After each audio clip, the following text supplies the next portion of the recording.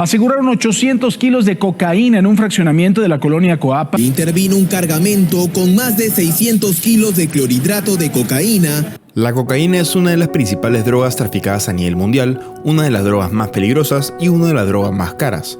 A veces vemos noticias con titulares como atraparon al cabecilla de un cartel o policías encontraron X cantidad de kilos de cocaína dentro de un submarino, y lo curioso es que los que atrapan son solo un pequeño subset de todo el mercado del narcotráfico. Mientras más perfecta es la operación, menos probabilidad hay de que los delincuentes sean atrapados. Y para escapar de los equipos de inteligencia de distintos países a nivel mundial, tienes que tener una operación muy escrupulosa. En este video vamos a ver todo el proceso del negocio de esta droga de inicio a fin, intentando ir en mucho detalle desde la cosecha, la distribución y terminando en la venta final para entender realmente cómo funciona el negocio de la cocaína, como siempre, económicamente hablando.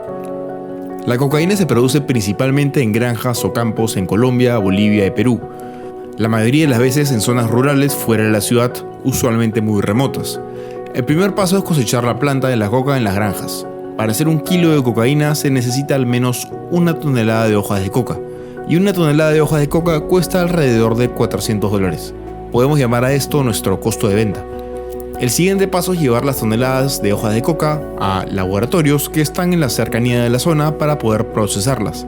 Los laboratorios no son laboratorios como de película, sino que están muy escondidos en la Amazonía, donde a veces no hay ni electricidad y por ende suelen verse más o menos así. Esta logística no es tan sencilla, no solo porque el acceso vehicular es difícil debido a los lugares remotos y la falta de autopistas, sino porque nadie del laboratorio debería conocer a nadie de la granja, o de otro laboratorio, o del transporte final, para que en caso descubran a un miembro del equipo, no se caiga abajo toda la operación. En el primer proceso del laboratorio, la hoja de coca se convierte en pasta básica.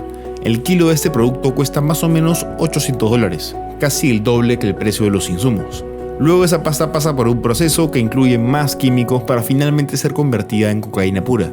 Muchas veces este segundo procedimiento se produce en un laboratorio distinto para diversificar riesgos. Una vez que la cocaína está pura, el producto final se envía a los puertos o a la ciudad para poder ser traficado.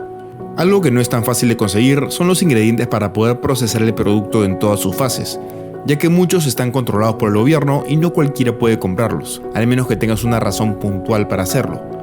Permanganato potásico, ácido clorhídrico, acetona son ejemplos de ingredientes que se usan para el proceso y no se consiguen en la farmacia de la esquina de tu casa.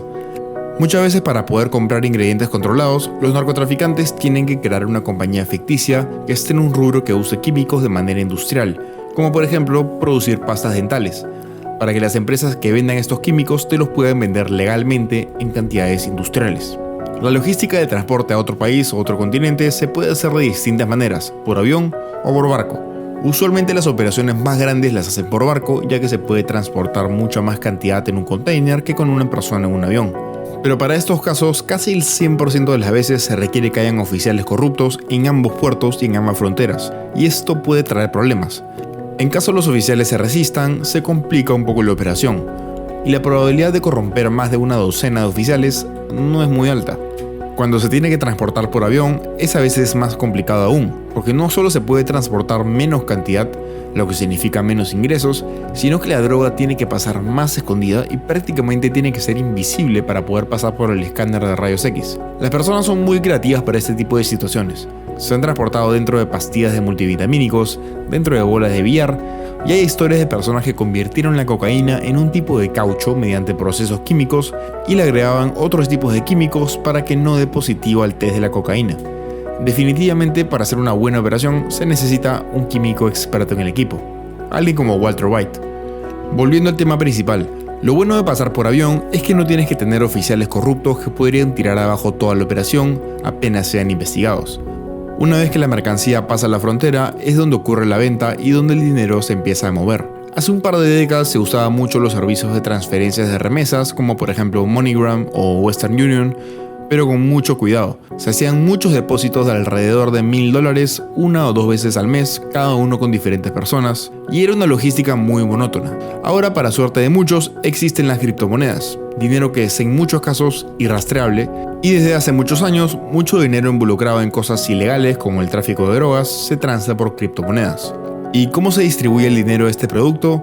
El 1 o el 2% va para los trabajadores locales que cosechan la planta de la coca. El 35 o 45% va para el cartel que controla el laboratorio y hace la operación de enviar la mercancía desde Sudamérica hasta todo el mundo. Y el 50-60% se queda para los dealers de la calle, que son los que realmente llevan el producto a su fase final. Pero últimamente el paradigma se ha visto un poco más cambiante. Ahora algunas mafias, como los albanos o los rusos, viajan a Sudamérica con un pequeño equipo, compran la cocaína de manera local directamente y ellos mismos las exportan a su país. Y de esa manera tienen un margen mucho más grande, porque lo realmente difícil del trabajo es el transporte internacional. Ahí es donde se crea el real costo del producto, porque es el lugar donde está el fuerte riesgo. Lamentablemente, el consumo de la cocaína ha aumentado y esto hace que la guerra contra las drogas sea cada vez más sangrienta. Hay algunos que dicen que la solución es legalizar todas las drogas y venderlas con un impuesto muy alto y con una cantidad regulada. Otras personas dicen que esto hará que aumente el consumo e igual sigue existiendo el narcotráfico para competir con los precios. Este video fue solo informativo para los que tenían curiosidad de cómo funcionaba el proceso de la creación y la comercialización de la droga desde un punto de vista económico de negocios. No incentivamos a consumir ningún tipo de drogas ilegales y tampoco a crear un negocio de narcotráfico, porque sinceramente en cualquiera de los dos escenarios, a largo plazo, nunca acaba bien. Si te gustó este video, sería genial que le des un like y si quieres ver más contenido de negocios, economía y política, suscríbete.